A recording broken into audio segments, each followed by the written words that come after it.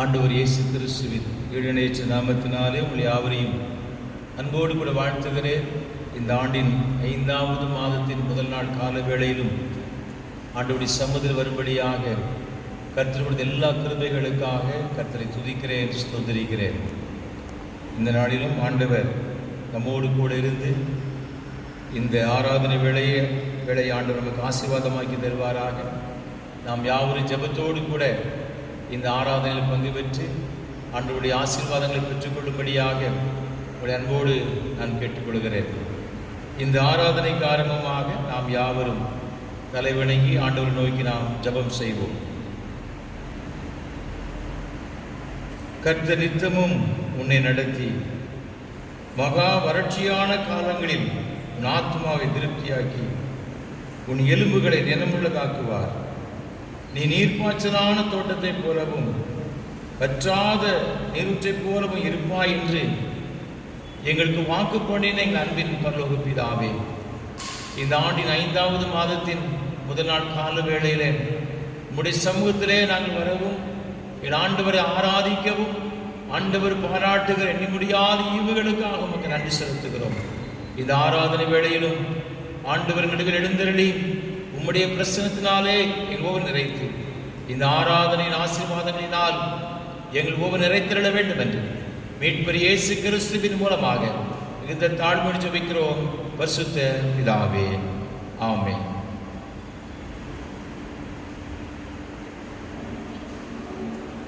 தேவனுடைய பரிசுத்த நாம மகிமைக்காக ஆராதனைக்கு ஆரம்பமாக 200 ஆண்டு கீதங்கள் 2 பாமாலை 2 பாடுவோம். உம்மை துதிக்கிறோம் யாவுக்கும் வல்ல பிதாவே. 200 ஆண்டு கீதங்கள் 2.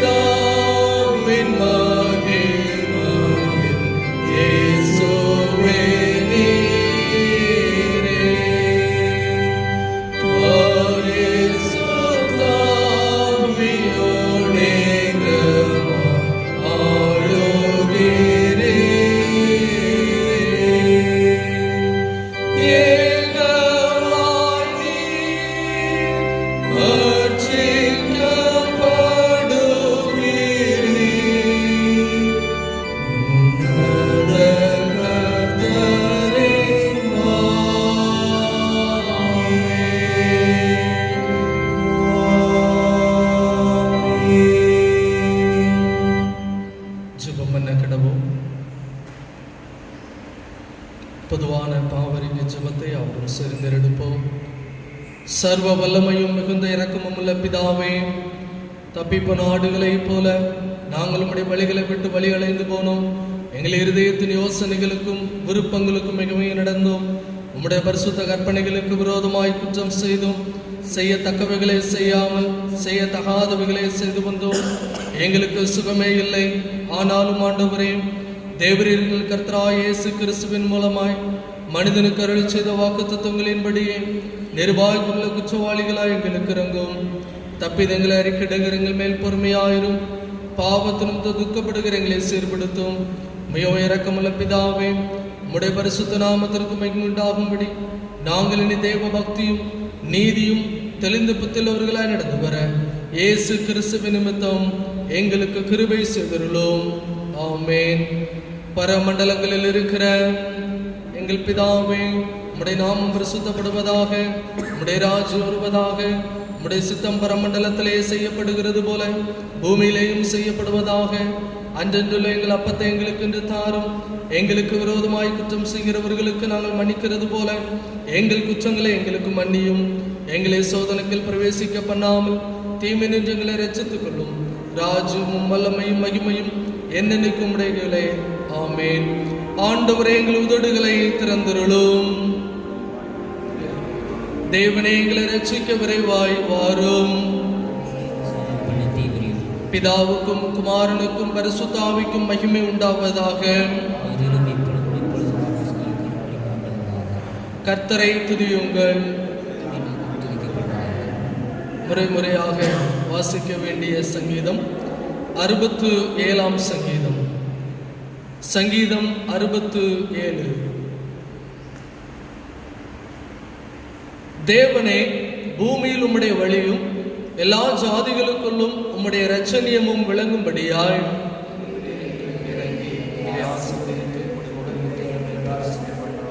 தேவனே, ஜனங்கள் உம்மை துதிப்பார்களாக, சகல ஜனங்களும் உம்மை துதிப்பார்களாக.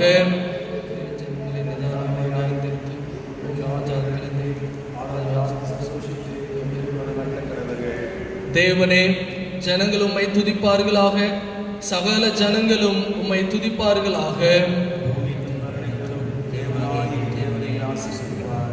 தேவன் எங்களை ஆசீர்வதிப்பார். பூமியின் எல்லைகள் எல்லாம் அவருக்கு பயந்திருக்கும்.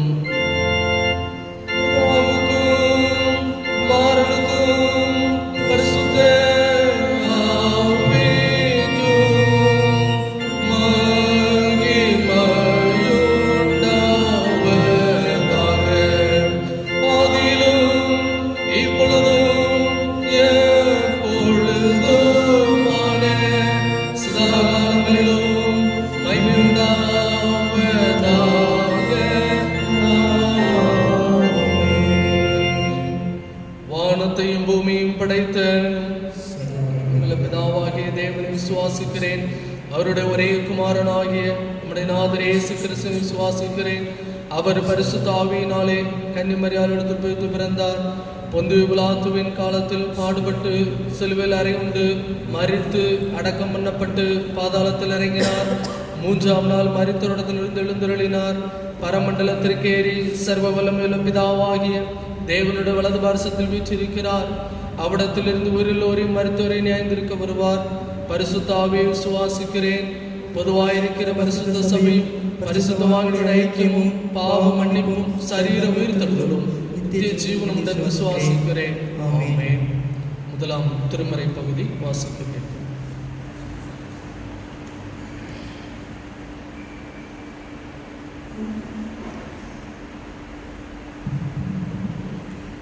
வாசிக்கும்படியாக குறிக்கப்பட்ட வேத பகுதி யோசுவாவின் புஸ்தகம் 1ஆம் அதிகாரம் 1ஆம் வசனம் முதல் 9ஆம் வசனம் வரை அடங்கியிருக்கின்ற வேத பகுதியை வாசிக்க கேளுங்கள். யோசுவாவின் புஸ்தகம் 1ஆம் அதிகாரம் 1ஆம் வசனம் முதல். கர்த்தருடைய தாசனாகிய மோசே மரித்த பின்பு கர்த்தர் மோசேயின் ஊழியக்காரனான நூனின் குமாரன் யோசுவாவை நோக்கி, என் தாசனாகிய மோசே மரித்து போனால் இப்பொழுது நீயும் இந்த ஜனங்கள் எல்லோரும் எழுந்து இந்த யோர்தானை கடந்து இஸ்ரவேல் புத்திரருக்கு நான் கொடுக்கும் தேசத்துக்கு போங்கள். நான் மோசேக்கு சொன்னபடி உங்கள் காலடி மிதிக்கும் எவ்விடத்தையும் உங்களுக்கு கொடுத்தேன். வனாந்திரமும் இந்த லீபனோனும் தொடங்கி ஐப்ராத்து நதியான பெரிய நதி மட்டுமுள்ள ஏத்தியரின் தேசம் அனைத்தும், சூரியன் அஸ்தமிக்கிற திசையான பெரிய சமுத்திரம் வரைக்கும் உங்கள் எல்லையாயிருக்கும். நீ உயிரோடு இருக்கும் நாளெல்லாம் ஒருவனும் உனக்கு முன்பாக எதிர்த்து நிற்பதில்லை. நான் மோசையோடு கூட இருந்தது போல உன்னோடும் இருப்பேன். நான் உன்னை விட்டு விலகுவதும் இல்லை, உன்னை கைவிடுவதும் இல்லை. பலம் கொண்டு திடமனதாயிரு. இந்த ஜனத்தின் பிதாக்களுக்கு நான் கொடுப்பேன் என்று ஆணையிட்ட தேசத்தை நீ இவர்களுக்கு பங்கிடுவாய். என் தாசனாகிய மோசே உனக்கு கற்பித்த நியாயப்பிரமாணத்தின்படியெல்லாம் செய்ய கவனமாய் இருக்க மாத்திரம் மிகவும் பலம் கொண்டு திடமனதாயிரு. நீ போகும் இடமெல்லாம் புத்திமானாய் நடந்து கொள்ளும்படிக்கு அதை விட்டு வலது இடதுபுறம் விலகாதிருப்பாயாக. இந்த நியாயப்பிரமாண புஸ்தகம் உன் வாயை விட்டு பிரியாதிருப்பதாக. இதில் எழுதியிருக்கிறவையின்படியெல்லாம் நீ செய்ய கவனமாயிருக்கும்படி இரவும் பகலும் அதை தியானித்து கொண்டிருப்பாயாக. அப்பொழுது நீ உன் வழியை வாய்க்க பண்ணுவாய், அப்பொழுது புத்திமானாயும் நடந்து கொள்ளுவாய். நான் உனக்கு கட்டளையிடவில்லையா? பலம் கொண்டு திடமனதாயிரு, திகையாதே, கலங்காதே.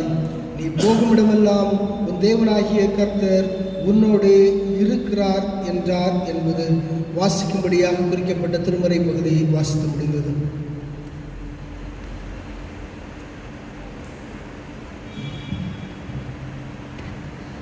பிதா குமாரன் பரிசுத்த ஆவிய நாமத்தினாலே ஆமென். கர்த்தரும் உலக இரட்சகருமான இயேசு கிறிஸ்துவின் ஈழ்நிலையற்ற நாமத்தினாலே உங்கள் யாவரையும் அன்போடு வாழ்த்துகிறேன். இந்த ஆண்டின் 4 மாதங்களை கடந்து 5வது மாதங்களுக்குள்ளாக ஆண்டவர் நம்மை பிரவேசிக்க செய்திருக்கிறார். கர்த்தருடைய பரிசுத்த நாமத்திற்கு மகிமை உண்டாவதாக. இந்த ஆண்டின் துவக்கம் நமக்கு மகிழ்ச்சியாக இருந்த பொழுதிலும் கூட அதை தொடர்ந்து வந்த மாதங்களிலே நாம் மாத்திரமல்ல, அகில உலகமும் இந்த கொரோனா, இந்த வைரஸ் ஃபீவர் நிமித்தமாக பல வகையான இன்னல்களுக்குள்ளாகி பல பாடுகளை பட்டு வேதனையோடு கூட இந்த நாட்களை நாம் கடந்து வந்து கொண்டிருக்கிறோம் என்பதை அறிந்திருக்கிறோம். ஆனாலும் கூட ஆண்டவர் நிச்சயமாகவே நம்மோடு கூட இருந்து இந்த கடினமான சூழ்நிலையில் இருந்தும் நம்மை விலைக்கு பாதுகாப்பார் என்பது சந்தேகம் கிடையாது. இந்த 5வது மாதம் ஆண்டவர் நமக்கு ஆசீர்வாதமாக்கி தரும்படியாக ஆண்டவருடைய சமூகத்திலே நாம் மன்றாடும் பொழுது நிச்சயமாகவே கர்த்தர் பெரிய காரியங்களை செய்வார்.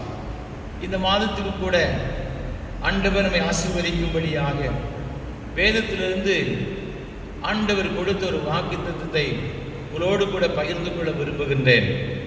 யோசுவாவின் புஸ்தகம் 1ஆம் அதிகாரம் 5ஆம் வசனத்தை நாம் பார்க்கும் பொழுது வேத இவ்வாறாக சொல்லுகிறது. யோசுவா 1ஆம் அதிகாரம் 5ஆம் வசனம், நீ உயிரோடு இருக்கும் நாளெல்லாம் ஒருவனும் உனக்கு முன்பாக எதிர்த்து நிற்பதில்லை. நான் மோசையோடு இருந்தது போல உன்னோடும் இருப்பேன். நான் உன்னை விட்டு விலகுவதும் இல்லை, உன்னை கைவிடுவதும் இல்லை.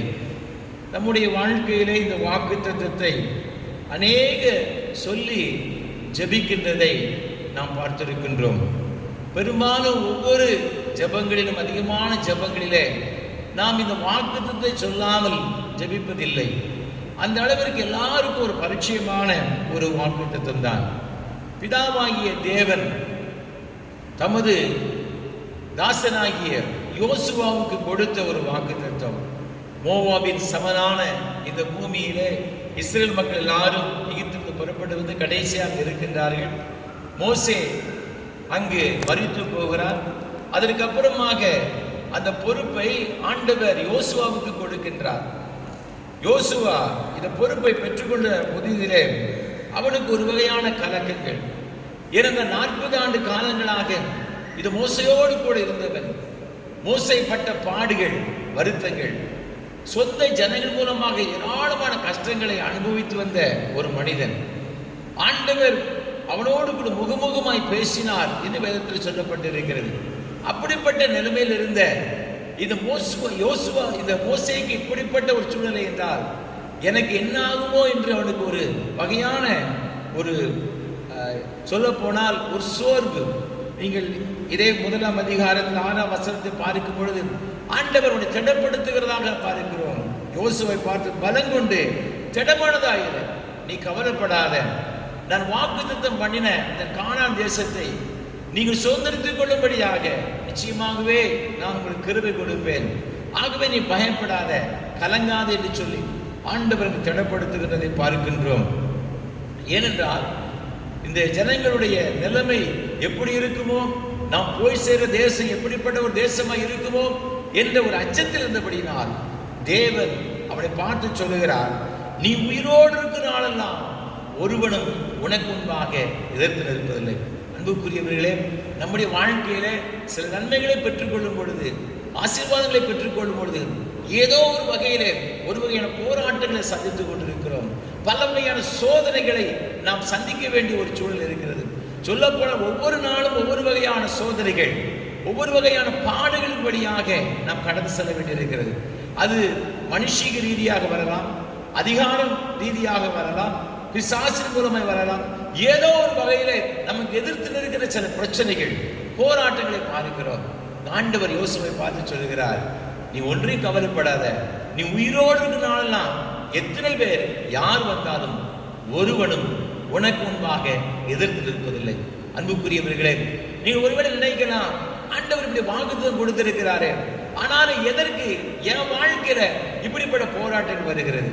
வேதத்தில் வாசித்து பார்க்கும் பொழுது வாக்குத்தத்தங்களை பெற்றவர்கள், ஆண்டவருடைய சன்னிதானத்திலிருந்து உன்னதமான வாக்குத்தத்தங்களை பெற்றவர்கள் கூட தன்னுடைய வாழ்க்கையில இப்படிப்பட்ட பிரச்சனைகளை கடந்துதான் வாக்குத்தத்தத்தை சுதந்திரித்து இருக்கின்றார்கள். ஆதியாகமம் புஸ்தகம் 12ஆம் அதிகாரத்தில் நீ 1ஆம் வசனத்தில் வாசித்து பார்க்கும் பொழுது, நீங்க ஆண்டவராய் கர்த்தர் ஆபிரகாமை அழைக்கிறார், நான் காண்பிக்கும் தேசத்துக்கு போ என்று சொன்ன உடனே அவர் புறப்பட்டு போகிறார். 75வது வயதிலே தன்னுடைய மனைவி மற்றும் ஆசீரெல்லாம் அழைத்துக் கொண்டு தன் சகோதரனுடைய மகனாகி லோத்துவை அழைத்துக் கொண்டு புறப்பட்டு செல்கிறார். அவர் அவ்வாறு வரும்பொழுது, எகிப்து தேசத்தின் வழியாக வரும்பொழுது அவருக்கு ஒரு சோதனை வருகிறது. அவருடைய மனைவியாகிய சாராளை அங்கு பார்வோன் தன்னுடைய அரண்மனைக்கு கொண்டு செல்கிறதாக சொல்லப்பட்டிருக்கிறது. வாக்குத்தத்தங்களை பெற்றவன் தான், ஆண்டவருடைய சத்தத்தை கேட்டவன் தான். ஆனாலும் கூட பாருங்கள், வாக்குத்தத்தம் பண்ணப்பட்ட தேசத்துக்கு புறப்பட்டு சென்று கொண்டிருக்கிற வேளையிலே பாதி வழியிலேயே இவருடைய மனைவி என்ன செய்கிறது சொன்னால் பார்வோனுடைய அரண்மனைக்கு கொண்டு செல்லப்படுகின்றாள். எவ்வளவு பெரிய ஒரு வேதனை பாருங்க. ஆண்டவர் வாக்குத்தத்தம் கொடுத்து உண்மையுள்ளவர். அவர் என்ன செய்கிறார்? நீங்க ஆதியாகமம் புஸ்தகத்திலே வாசித்து பார்க்கும் பொழுது 12ஆம் அதிகாரம் 17ஆம் வசனத்திலே கர்த்தர் வாதையை அனுப்புகின்றதை பார்க்கின்றோம். வாதையை அனுப்புகின்றார், அது சாராளை மீண்டும் அனுப்புகிறதாக வேதம் சொல்லப்பட்டிருக்கிறது. வாக்குத்தத்தம் செய்தவர் உண்மை உள்ளவர். ஈசாக்குடைய வாழ்க்கையை நாம் பார்க்கும் பொழுது அதே ஆதியாகமம் 26ஆம் அதிகாரத்தில் நீங்கள் 12ஆம் வசனம் தொடர்ந்து வாசித்து பார்க்கும் பொழுது, பஞ்ச காலத்திலே ஈசாக்கு விதைத்த பொழுது கர்த்தர் அபரிமிதமாய் 100 மடங்கை ஆசீர்வதித்தார். இதை பார்த்த இந்த அபிமெலேக்கு, இந்த பெலிஸ்திய தேசத்துடைய ராஜாக்கள் இவன் மீது பொறாமை கொண்டு, நீ எங்களை விட பலத்தவனாய் இருக்கிறாய், தேசத்தை விட்டு புறப்பட்டு போ என்று சொல்லி அனுப்புகிறார்கள். ஈசாக்கு தன்னுடைய ஆசைகளோடு புறப்பட்டு வருகின்றான். மனைவி மற்ற எல்லாரையும் அழைத்து கொண்டு வருகிறான். அவ்வாறு வரும்பொழுது அவர் ஒரு இடத்தில் துறவுகளை தோண்டுகிறான். துறவை தோண்டும் பொழுது கூட இந்த பெலிஸ்தியர்கள் வந்து அவனோடு கூட வாக்குவாதம் பண்ணுகிறதாக சொல்லப்பட்டிருக்கிறது. ஏசேக்கு சித்னா எந்தெந்த இடங்களில் தோண்டினாலும் கூட வாக்குவாதம் செய்கிறார்கள். ஆனால் இந்த வாக்குவாதம் செய்து இவனுக்கு எதிர்த்து நின்றபடினால் ஈசாக்கு சோர்ந்து போகவில்லை. தன்னை அழைத்த ஆண்டவர் உண்மை உள்ளவர், அவர் எல்லாவற்றையும் செய்ய வல்லமை உடையவர் என்று சொல்லி உறுதியாக விசுவாசித்தான். தொடர்ந்து இன்னொரு இடத்துல அவன் தோண்டுகிறான். அவர்கள் பார்த்தார்கள், எங்கு போனாலும் இவன் ஆசீர்வாதமாக இருக்கிறான், இவனை விட்டு விடுவோம் சொல்லி விட்டு விடுகிறார்கள். கர்த்தர் அவனை விருத்தி அடை செய்கிறார். அதற்காகத்தான் ஆகவேத்தான் அந்த இடத்தில் ரெகோபோத் என்று பெயரிடுகிற வேதத்தில் பார்க்கிறோம். அன்புக்குரியவர்களே, நம்முடைய வாழ்க்கையில் இப்படிப்பட்ட ஒரு நன்மையான காரியங்களை பெற்றுக்கொள்வதற்கு முன்பாக ஒருவேளை ஆண்டவருடைய சமூகத்தில் வாக்குத்தத்தங்களை பெற்றவர்களும் கூட போராட்டங்கள், சோதனைகள், பிரச்சனை வந்து கொண்டிருக்கலாம். ஆனாலும் கூட ஆண்டவர் நம்ம பார்த்து சொல்லுகிறார், நீ உயிரோடு இருக்க மட்டும் ஒருவன் உனக்கு முன்பாக எதிர்த்து நின்று உன் ஆசீர்வாதத்தை என்ன செய்ய முடியாது, தடை செய்ய முடியாது. இந்த 5வது மாதத்தின் முதல் நாள் காலவில் நம்ம எல்லாரும் வந்திருக்கிறோம். இந்த மாதத்திற்குள்ள புறப்பட்டு செல்கிறோம். ஆண்டவர் சொல்லுகிறார், நான் உன்னை ஆசீர்வதிப்பேன்.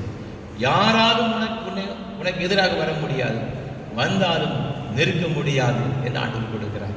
அது மாத்திரமல்ல, ஆண்டவர் இந்த வாக்குத்தத்தத்தை கொடுப்பதற்கு, இந்த வாக்குத்தத்தின் மூலமாக இந்த ஆசீர்வாதத்தை இந்த மக்கள் பெற்றுக்கொள்வதற்கு காரணம் என்ன தெரியுமா? அவர் தொடர்ந்து சொல்ற, ஏன் இந்த யார் உனக்கு எதிராக வந்தாலும் உனக்கு ஒன்றும் நெருங்க முடியாது தெரியுமா? ஆண்டவர் சொல்லுகிறார், இந்த வசனத்தில் சொல்லப்பட்டிருக்கிறது.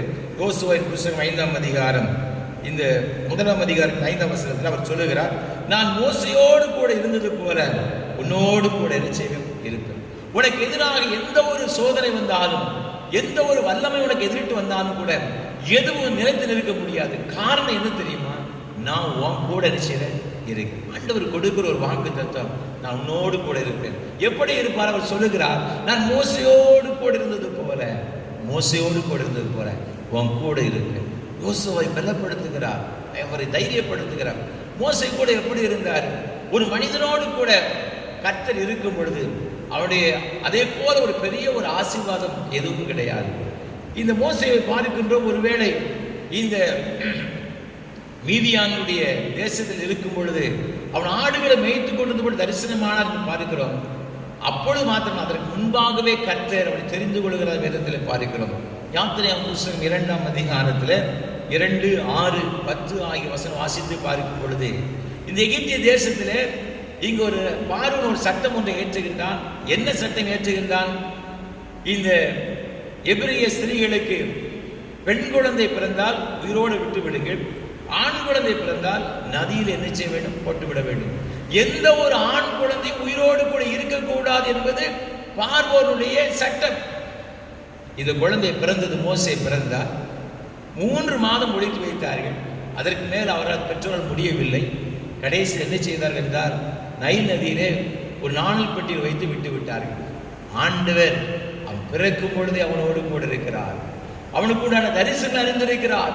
மோசே மூலமாய் செய்ய வேண்டிய எல்லா காரியங்களும் அவன் அறிந்திருந்தபடினால் ஆண்டவர் இந்த மோசையை கைவிடவில்லை, அவரோடு கூட இருந்தார். எந்த ஒரு ராஜா இந்த எபிரேய ஆண் குழந்தை அழிக்க வேண்டும் என்று சட்டம் இயற்றினானோ, அதே ராஜாவின் வீட்டிலே, அரண்மனையிலே இந்த மோசே வளருகிறான். 40 வயது வரை வளருகின்றான். எகிப்தின் சகல சாஸ்திர கலைகளை கற்றுக்கொள்ளுகிறாக வேதத்திலே பார்க்கிறோம். அது மாத்திரமல்ல, அதற்கு அப்புறமாக அந்த 40வது வயதிலே அவனுக்கு இன்னொரு பிரச்சனை வருகிறது. அதே அதிகாரத்திலே வாசித்து பார்க்கும் பொழுது 15ஆம் வசனம் முதல் தொடர்ந்து பார்க்கும், 14 தொடர்ந்து பார்க்கும் பொழுது, ஒரு எகிப்தியனை அவன் கொலை செய்தபடியினால் இந்த பார்வோன் இந்த மோசையை கொலை செய்யும்படியாக அவன் வகை தேடுகிறான். ஆனாலும் கூட ஆண்டவர், ஒரு தேசத்தினுடைய ராஜா, ஒரு பார்வோன் இந்த மோசையை கொலை செய்ய தேடும் பொழுது ஆண்டவன் ஆச்சரியமாய் பாதுகாக்கின்றார். அவன் அங்கிருந்து அங்கு மீதியான் தேசத்திற்கு கொண்டு செல்லுகிறதாக வேதத்திலே பார்க்கிறோம். மீண்டும் அவனை அங்கிருந்து இது இஸ்ரேல் மக்களை மீட்கிற ஒரு இரட்சகனாக ஆண்டவர் அனுப்புகிறதாக வேதத்திலே பார்க்கிறோம். அன்புக்குரியவர்களே, ஆண்டவர் சொல்கிற யோசுவை பார்த்து சொல்கிறார், நான் இந்த மோசையோடு கொடுத்தது போல அவன் பிறந்த நாள் முதற்கொண்டு கடைசி மட்டும் நான் எவ்வாறு இருந்தேன் அதே போல நான் உன்னோடு கூட இருக்கேன். அன்புக்குரியவர்களே, இந்த மாதத்தின் முதல் நாள் வேளையில் வந்திருக்கிற நம்மை பார்த்து ஆண்டவர் சொல்கிறார், மகனே மகளே, நீ உனக்கு எதிராக எத்தனையோ காரியங்கள் வந்த நிமித்தமாக உன்னுடைய நன்மைகள் எல்லாம் பெறக்கூடாதபடிக்கு எத்தனையோ விதமான சோதனைகள் தலையில் வந்த பொழுது கூட நீ சோர்ந்து போன நிலைமையில் இருக்கலாம். ஆண்டவர் சொல்றாரு, நான் மோசே கூட இருந்தது போல நான் உன்னோடு கூட நிச்சயம் இருப்பேன். நம்முடைய வாழ்க்கையில ஆண்டவர் நம்மோடு கூட இருக்கும் பொழுது எப்படிப்பட்ட சோதனை வந்தாலும் கூட அதையெல்லாம் நம்மால் நிச்சயம் தகர்த்து எறிய முடியும். நம்முடைய மாம்ச வைராக்கியத்தினால், மாம்ச பலத்தினால், மனுஷிக ஞானத்தினால் செய்ய முடியாததை ஆண்டவர் நம்ம கூட இருந்தார் என்றால் மிக சிறப்பாக நம்மால் செய்ய முடியும். ஆசீர்வாதங்களை நம்ம நின்று செய்து கொள்ள முடியும், பெற்றுக்கொள்ள முடியும். இந்த உலகத்தில் அநேகர் என்ன நினைக்கிறாங்க? எனக்கு பலன் இருக்கிறது, எனக்கு எல்லாம் ஞானமும் இருக்கிறது, எனக்கு ஆசை இருக்கிறது, நான் அதை செய்வேன் இதை செய்வேன் என்று சொல்லிக் கொண்டிருக்கிறார்கள். அவர்களால் செய்ய முடியாத ஒன்றை ஆண்டவர் நம்ம கூட இருக்கும் பொழுது என்ன செய்து முடியும். வரலாற்றில் நீங்கள் பார்க்கும் பொழுது எத்தனையோ பெரிய பெரிய மகான்கள், வீரர்களெல்லாம் பார்க்கிறோம். நான் அதை செய்வேன் இதை செய்வேன், அதை சாதித்து விடுவேன் இதை சாதித்து விடுவேன் சொல்லுகிறார்கள். கடைசியில் முடிவை பார்க்கும் பொழுது பரிதாபமாக இருக்கிறதா வரலாற்றிலே பார்க்கிறோம். பிரான்ஸ் தேசத்தினுடைய சக்கரவர்த்தியாக இருந்த மாவீரன் நெப்போலியன் போனபார்ட் ஐரோப்பிய கண்டத்திற்கு ஒரு பெரிய சிம்ம சொப்பனமாக விளங்கின ஒரு மனிதன் தான். சாதாரணமான ஒரு நடுத்தர குடும்பத்தில் பிறந்து இராணுவத்தில் சேர்ந்து தளபதியாக உயர்ந்து அந்த தேசத்திலே சக்கரவர்த்தியாக முடிசூட்டி கொள்ளப்பட்டவர். அந்த நாட்களில் அவர் சுற்றியுள்ள தேசத்துக்கு ஒரு பெரிய ஒரு அச்சமாக இருந்தவர். இவன் சென்ற இடத்திலெல்லாம் தோல்வி என்பதை அவன் பார்த்தது கிடையாது. அவ்வளவு பெரிய வெற்றியை பெற்றவர். கடைசியிலே தன்னுடைய 46வது வயதிலே இங்கிலாந்து தேசத்தோடு கூட ஒரு பெரிய யுத்தம் ஒன்று வந்தது. மிக பயங்கரமாக சண்டையிட்டான். கடைசியில் என்ன நடந்தது தெரியுமா? இங்கிலாந்து வீரர்கள் இவனை சிறைப்பிடித்து விட்டார்கள். இவனுடைய இந்த பிரான்ஸ் படைகள் தோற்று போனது. இந்த நெப்போலியனை பிடித்து செயின்ட் ஹெலனா என்று சொல்லப்பட்ட ஒரு தீவிலே கொண்டு போய் சிறையிலே கைதியாக அடைத்தார்கள். ஒரு பெரிய மாவீரன், யாராலும் அசைக்க முடியாமல் இருந்த ஒரு மாவீரன், சிம்ம சொப்பனம் விளங்கிய அந்த மனிதன் ஒரு தீவிலே தனிமையாக சிறைப்பிடிக்கப்பட்டார். அந்த சிறையில் இருக்கும் பொழுது 6 ஆண்டுகள் அவன் பட்ட துன்பத்திற்கு அளவே கிடையாது. கடைசியிலே அந்த சிறைச்சாலையில் இருந்தவனாக மரித்து போனான் என்பதாக வரலாறு சொல்லுகிறது. அன்புக்குரியவர்களே, மாம்ச வைராக்கியத்தினால் மாம்ச பலத்தினால் எதையும் சாதித்துவிட முடியும் என்று நீங்கள் எண்ணிக்கொண்டது நிமித்தமாகத்தான் ஆண்டவருடைய கரத்திலிருந்து உங்களால் அந்த ஆசீர்வாதத்தை பெற்றுக்கொள்ள முடியவில்லை. இன்றைக்கு நாம் நம்மை ஒப்புக் கொடுப்போம். ஆண்டவரே, உம்மால் தான் எல்லாம் ஆகும். ஆண்டவரே, உம்மால் அன்றி என்னால் ஒன்றும் செய்ய முடியாது. பலனும் அல்ல, பராக்கிரமும் அல்ல, கர்த்தருடைய ஆவியினால் எல்லாம் ஆகும். நீர் என்னோடு கூட இருக்கும்போது மாத்திரம்தான் இந்த ஆசீர்வாதத்தை பெற்றுக்கொள்ள முடியும். நீர் என்னோடு கூட தண்ணீர் ஆண்டவரே, என்னோடு கூட இருக்க வேண்டும் ஆண்டவர் சொல்லி தேவ சமூகத்திலே நம்ம ஒப்பு கொடுத்து ஆண்டவர் நம்மோடு கூட இருக்கும்படியாக நாம் ஜெபிக்கும் பொழுது நம்மோடு கூட ஆண்டவர் இருப்பார். பெரிய ஆசீர்வாதம் தருவார். 2 சாமுவேல் புத்தகம் 5ஆம் அதிகாரம் 10ஆம் வசனத்தை வாசித்து பார்க்கும் பொழுது இதே அழகாக சொல்லுகிறது. என்ன சொல்லுகிறது? கர்த்தர் இது தாவீதோடு கூட இருந்தார், அவன் வர வர விருத்தி அடைந்தான் என்று எழுதப்பட்டிருக்கிறது. ஆண்டவர் நம்மோடு கூட இருக்கும் பொழுது ஒரு பெரிய ஒரு ஆசீர்வாதம் தாவீதுடைய வாழ்க்கையில் சொல்லப்பட்டிருக்கிறது. தாவீது வர வர விருத்தி அடைந்தான். அதற்கு காரணம் என்ன தெரியுமா? சேனைகள் கர்த்தர் அவனோடு கூட இருந்தார். நம்முடைய வாழ்க்கையில் கூட ஆண்டவர் நம்மோடு கூட இருக்கும் பொழுது நம்முடைய வாழ்க்கை ஒரு விருத்தி அடைந்த ஒரு வாழ்க்கை. நம்முடைய தொழில்கள், நம்முடைய வியாபாரங்கள், நாம் செய்கிற பணிகள், நம்முடைய குடும்பம், எல்லா விதத்திலும் ஒரு விருத்தி நினைச்சிங்க இருக்கு. நம்ம எவ்வளவோ பிரயாசப்படுகிறோம். ஏன் என்னுடைய வாழ்க்கையில் விருத்தி கிடையாது? ஏன் என் வாழ்க்கையில் ஆசீர்வாதம் கிடையாது? நீங்கள் சொல்லுங்க, ஆண்டவரே நீர் என் கூட தங்கிரும், ஆண்டவரே நீர் என்னோடு கூட இருக்க வேண்டும் என்று சொல்லி நம்முடைய வாழ்க்கையை ஆண்டவருடைய கருத்தில் ஒப்புக் கொடுக்கும் பொழுது நம்முடைய வாழ்க்கை ஆசீர்வாதமாக இருக்கும். இங்கே ஆதியாகமம் புத்தகம் 39ஆம் அதிகாரம் 2-3 ஆகிய வசனம் வாசித்து பார்க்கும்போது கர்த்தர் யோசேப்போடு கூட இருந்தார் என்று எழுதப்பட்டிருக்கிறது. அதனால என்ன பயன் தெரியுமா? நீங்க அதே 8-9 ஆகிய வசனம் வாசித்து பார்க்கும்போது வேதம் சொல்லுகிறது, அவனுக்கு ஒரு பெரிய ஒரு பாவ சோதனை வந்தது. அந்த போத்திபாருடைய வீட்டில் இருக்கும் பொழுது போத்திபாருடைய மனைவி மூலம் ஒரு பெரிய சோதனை வந்தது. அவன் சொல்லுகிறான், இத்தனை பெரிய பொல்லாங்குக்கு உடன்பட்டு தேவனுக்கு விரோதமாக பாவம் செய்வது எப்படி? ஒரு பெரிய பாவ சோதனையிலிருந்து தப்பிக்கிறது மாத்திரமல்ல, அந்த தேசத்தில் ராஜாவுக்கு பார்வோனுக்கு அடுத்த ஸ்தானத்தில் உயர்த்தப்பட்டான். ஆண்டவர் நம்மோடு கூட இருக்கும் பொழுது ஒரு பெரிய ஒரு ஆசீர்வாதம், பாவத்தினுடைய வல்லமையிலிருந்து சோதனையிலிருந்தும் ஒரு பெரிய ஒரு விடுதலை, நம்முடைய தனிப்பட்ட வாழ்விலே ஒரு பெரிய ஒரு விருத்தியை தேவன் கட்டளையிடுகிறார். அது மாத்திரமல்ல, ஆண்டவர் சொல்லுகிறார், ஆண்டவர் நம்மோடு கூட இருப்பேன்னு சொல்லுகிறார். இரண்டாவதாக அவர் சொல்லுகிறார், அந்த வசனம் சொல்லப்பட்டிருக்கிறது, நான் உன்னை விட்டு விலகுவதில்லை. நம்மோடு கூட இருக்கிறது மாத்திரமல்ல, இந்த 5ஆம் வசனம் சொல்லப்பட்டிருக்கிறது, நான் உன்னை விட்டு விலகுவது இல்லை என்று சொல்லப்பட்டிருக்கிறது. நம்மோடு கூட ஆண்டவர் விலகாமல் இருப்பதுதான் ஒரு பெரிய ஒரு ஆசீர்வாதம். நாம் ஓசியாவின் புத்தகம் இங்கு 9ஆம் அதிகாரம் 12ஆம் வசனத்தை வாசித்து பார்க்கும் பொழுது, நான் அவர்களை விட்டு விலகி போகும் பொழுது அவர்களுக்கு ஐயோ என்று வேதம் சொல்லப்பட்டிருக்கிறது. ஒரு மனிதனை விட்டு கர்த்தர் விலகி சென்றால் அந்த மனிதனுடைய வாழ்க்கை மிக பரிதாபமாய் முடிந்துவிடும். நியாயாதிபதிகளின் புத்தகத்தில் 16ஆம் அதிகாரம் 20ஆம் வசனத்தை வாசித்து பார்க்கும் பொழுது கர்த்தருடைய ஆவியானவர் சிம்சோனை விட்டு விலகி போனதை அவன் அறியவில்லை. சிம்சோனை விட்டு விலகி போனார். அதனால் வந்த நிலைமை என்னவென்று நமக்கு நன்றாக தெரியும். ஒரு பெரிய ஒரு பலசாலியாக இருந்தவன், யாராலும் எதுவும் செய்ய முடியாத தன்மை பெற்ற அந்த சிம்சனுடைய வாழ்க்கை, கர்த்தர் அவனை விட்டு விலகி போனபடினால அவன் பெலிஸ்தரால் பிடிக்கப்பட்டான். அவன் எந்த ஒரு பெலிஸ்தருடைய கரத்திலிருந்து தம்முடைய ஜனங்களை விடுதலையாக்கும்படியாக தெரிந்தெடுக்கப்பட்டானோ அதே ஜனத்திலே இவன் விழுந்து விடுகிறதை நாம் பார்க்கின்றோம். அது நிலைமையை நாம் பார்க்கின்ற கடைசியில அந்த பெலிஸ்தரோடு கூட இவனும் அழிந்து போகிறான். நீங்க தொடர்ந்து அதே போல வேதத்தில் நாம் பார்க்கும் பொழுது 1 சாமுவேல் 16ஆம் அதிகாரம் 14ஆம் வசனம், 15ஆம் அதிகாரம் 26ஆம் வசனம் வாசித்து பார்க்கும் பொழுது நீங்க கர்த்தர் சவுலை விட்டு நீங்கினார், விலகினார், கர்த்தர் சவுலை புறக்கணித்து தள்ளினார் என்று எழுதப்பட்டிருக்கிறது. அதனால என்ன நடந்தது என்று சொன்னால், இந்த சவுலுடைய ராஜ்ய பாரம் அவனோடு முடிவடைந்து போய்விட்டது. அவருடைய சந்ததி அதை என்ன செய்து கொள்ள முடியவில்லை, பெற்றுக்கொள்ள முடியவில்லை.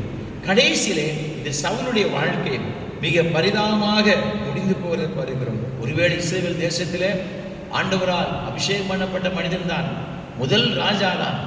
ஆனாலும் கூட எந்த ஒரு மனிதரை விட்டு கர்த்தர் விலகி சென்று விடுகிறாரோ அந்த மனிதனுடைய வாழ்க்கை பரிதாபமாக முடிந்து விடுகிறது.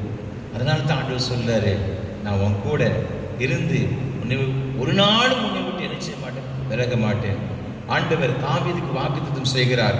2 சாமுவேல் புத்தகம் 7ஆம் அதிகாரம் 16ஆம் வசனத்திலே, நான் சவுலை விட்டு என்னுடைய கிருபை விலக்கிறது போல நான் உன்னை விட்டு என்ன செய்ய மாட்டேன், விலக மாட்டேன். ஆகவே உன்னுடைய சிங்காசனம் எப்பொழுதும் எனக்கு உண்டாக இருக்கும், உன்னுடைய ராஜ்யம் நிலை பெற்று இருக்கும், உனக்கு ஒரு விளக்கை கட்டளையிடுவேன் சொல்லி ஆண்டவர் வாக்கு சத்தம் செய்வதை பாருங்கள். ஆண்டவர் நம்ம விட்டு விலகாமல் இருக்கும் பொழுது என்ன நடைபெறும் சொன்னால், அவருடைய கிருபையை நம்ம விட்டு என்ன செய்யாது, விலகாது. நம்முடைய சிங்காசனம் ஆசீர்வதிக்கப்படும், உன் சந்ததி ஆசீர்வதிக்கப்படும், உனக்கு ஒரு விளக்கை கட்டளையிடுவேன். நாம் வரலாற்றில் பார்க்கும் பொழுது இந்த எத்தனையோ ராஜாக்கள் வந்தார்கள், எத்தனையோ பேர் வந்தார்கள். ஆனால் தாவீதுடைய வம்சம் மாத்திரம் இயேசு கிறிஸ்துவின் வம்சம் வரை அப்படியே சந்ததி சந்ததியாக எழுதப்பட்டிருக்கிறதை பார்க்கிறோம். ஆனால் மற்ற இஸ்ரவேல் ராஜாக்கள் வந்தார்கள், ஒரு சில வருடங்கள் அவர் ராஜாக்களாக இருந்தார்கள், ஒரு சில சந்ததிகள் இருந்தார்கள். அதற்கப்புறமாக வேறு ஒரு மனிதர்களை ஆண்டவர் தெரிந்தெடுக்கிறார், அவர்கள் ஆட்சி செய்கிறதாக சொல்லப்பட்டிருக்கிறது. சந்ததி சந்ததியாக இஸ்ரவேல் தேசத்தில் யாரும் ராஜாக்கள் அவர் ஆளுகை செய்யவில்லை. ஆனால் யூதா கோத்திரத்தை தாவீதுடைய சந்ததி மாத்திரம்தான் கடைசி மட்டும் ஆட்சி செய்கிறதாக பார்க்கிறோம். காரணம், ஆண்டவர் அவர்களை விட்டு விலகாதிருந்தார். ஆண்டவர் நம்மோடு கூட இருப்பேன்னு சொல்லியிருக்கிறார்.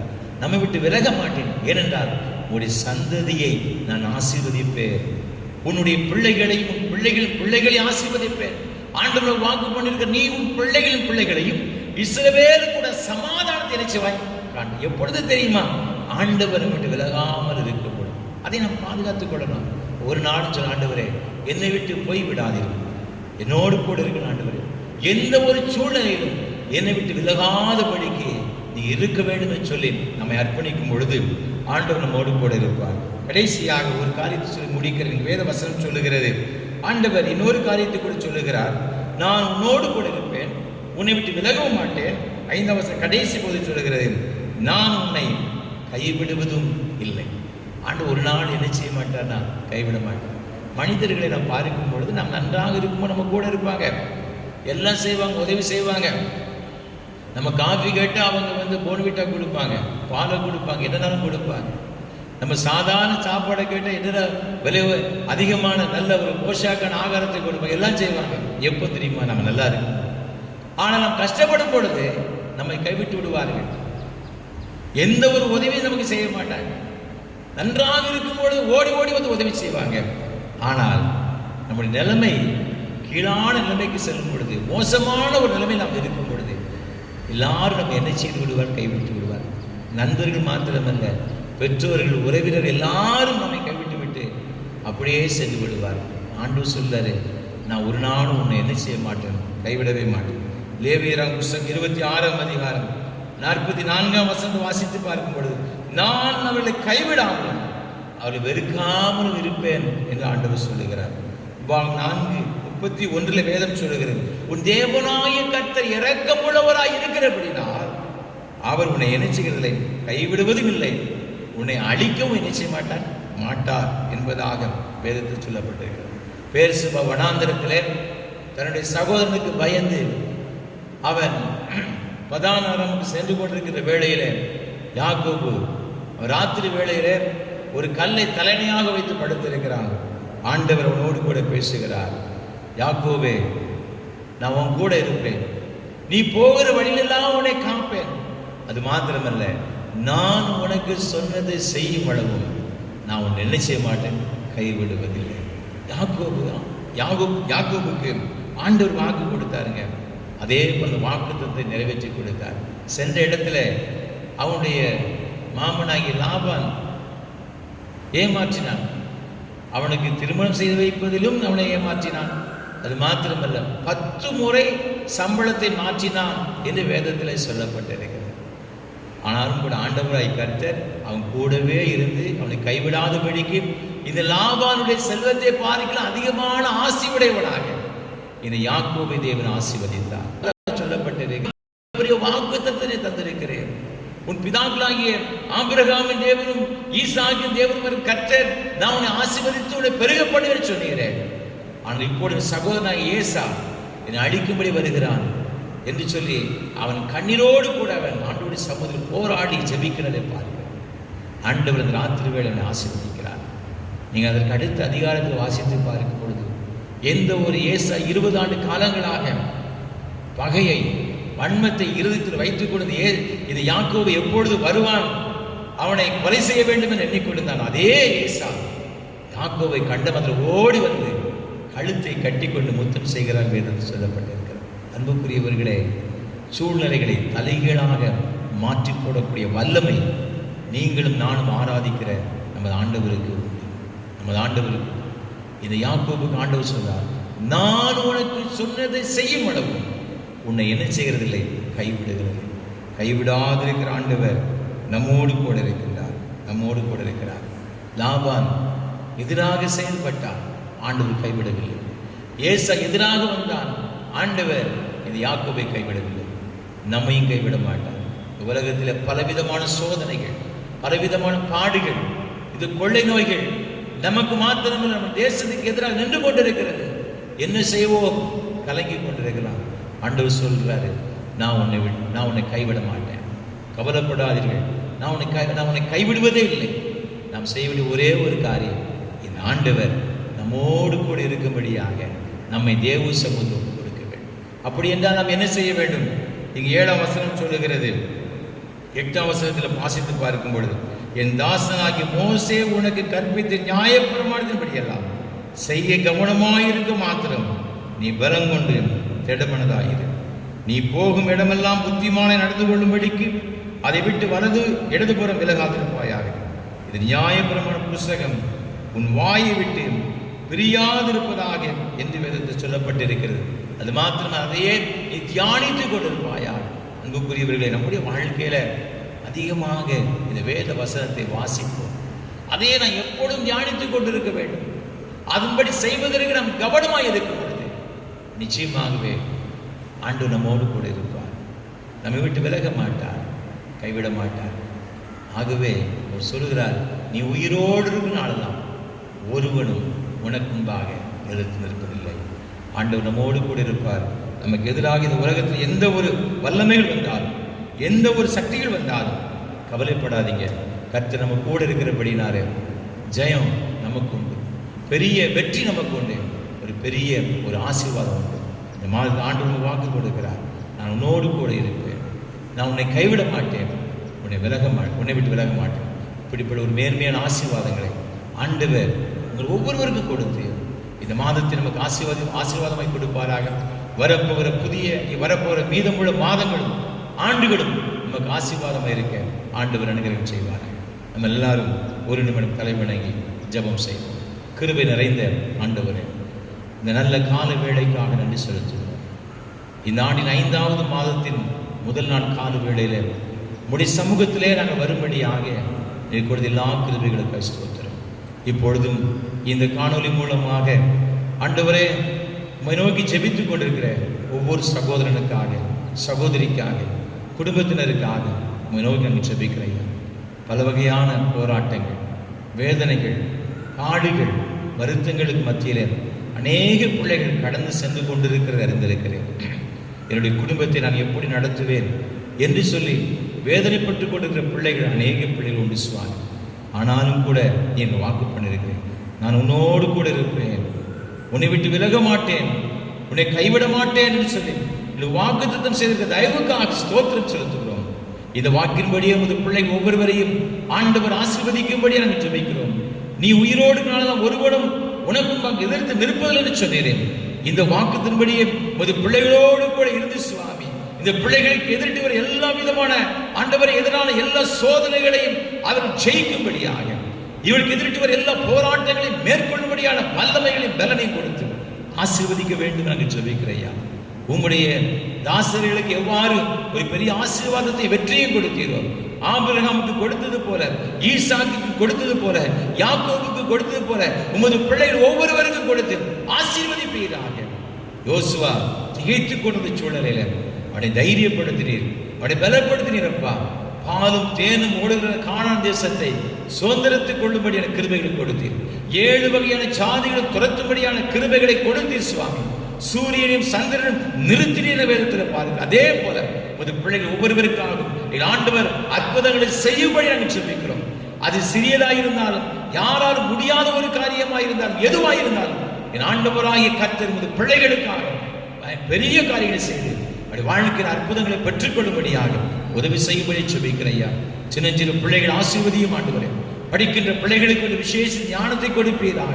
வேலை வாய்ப்பிற்கு காத்திருக்கிற பிள்ளைகளுக்கு நல்ல வேலை வாய்ப்பை கொடுப்பீராக சுவாமி. அதே போல் திருமணத்திற்கு காத்திருக்கிற பிள்ளைகளுக்கு ஆண்டவர் திருமணத்தை ஏற்படுத்தி கொடுப்பீராக. திருமண தடைகள் இயேசு கிறிஸ்துவின் நாமத்தால் அகன்று போகும்படி ஜெபிக்கிறோம்.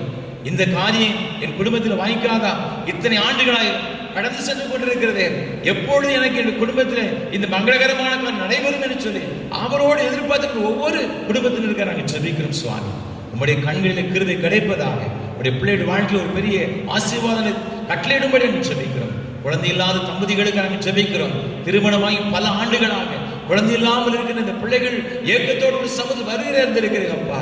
நீர் உமது பிள்ளைகளோடு கொடுந்து இவருடைய வாழ்க்கையில் ஒரு அற்புதத்தை செய்யும்படி நாங்கள் ஜெபிக்கிறோம் ஐயா. பிள்ளைகள் கர்த்தரால் வரும் சுதந்திரம் இந்த வேதத்தில் பார்க்கிறேன் ஐயா. இந்த சுதந்திரத்தை நீர் மாத்திரம் கொடுக்க முடியும். என்னுடைய பிள்ளைகளை நினைத்திருடுவீராக சுவாமி. ஒரு அற்புதம் நடக்கும்படியாக இயேசு கிறிஸ்துவின் நாமத்தில் நாங்கள் ஜெபிக்கிறோம் ஐயா. தகப்பனே, பலவீனமாக இருக்கிறவர்களுக்கு நாங்கள் ஜெபிக்கிறோம். வியாதினால் கஷ்டப்படுகிற பிள்ளைகளுக்கு ஜெபிக்கிறோம். வயோதிப நிலைமைகிற பெற்றோர்களுக்கு நாங்கள் ஜெபிக்கிறோம் ஐயா. எல்லாம் பலவீனங்களும் இயேசு கிறிஸ்துவின் நாமத்தில் மாறிட்டு நாங்கள் ஜெபிக்கிறோம் ஐயா. புரிந்திருக்கிற குடும்பங்கள் எல்லாம் ஒன்று சேரும்படி நாங்கள் ஜெபிக்கிறோம். உமது பிள்ளைகளுக்கு எதிராக இருக்கிற எல்லா சோதனைகளும் இயேசு கிறிஸ்துவின் நாமத்தில் மாறுவதாக.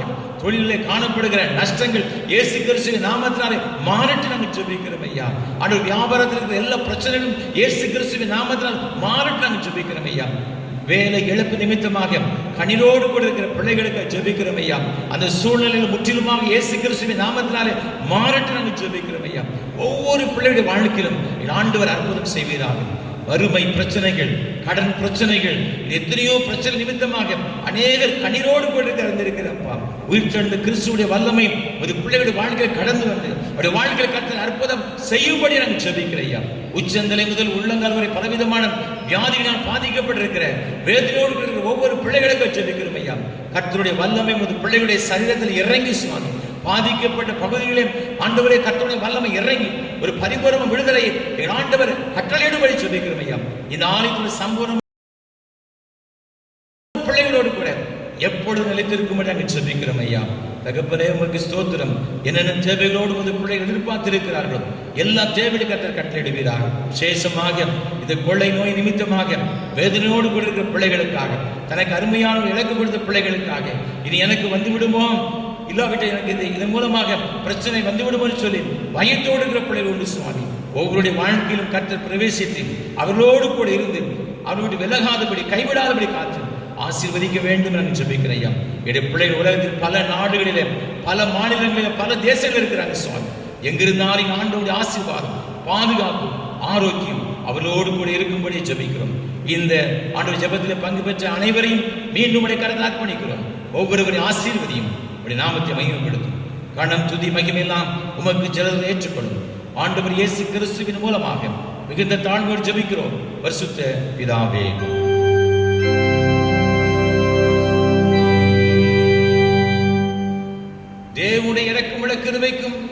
பராமரிப்புக்கும் உங்களை ஒப்புவிக்கிறோம். கர்த்தர் உங்களை ஆசீர்வதிக்க கடவர். கர்த்தர் தம்முடைய முகத்தை பிரகாசிக்க பண்ணி உங்கள் கிருபை இருக்க கடவர்.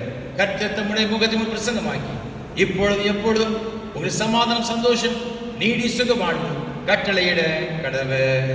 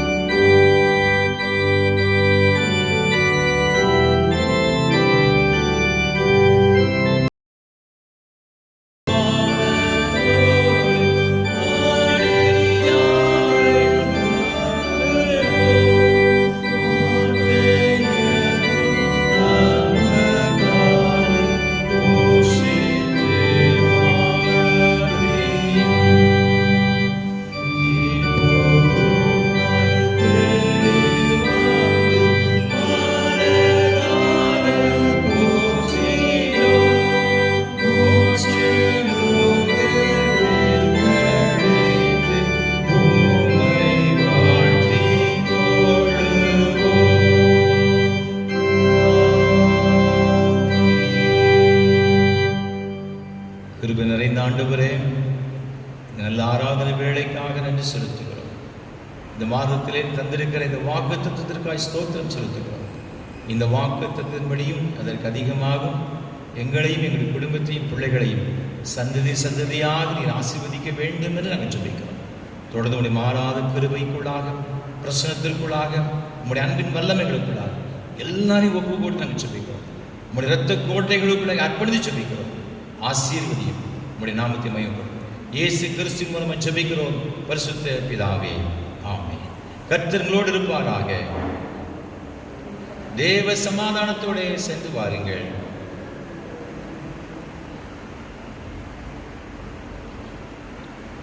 Thank you. God bless you.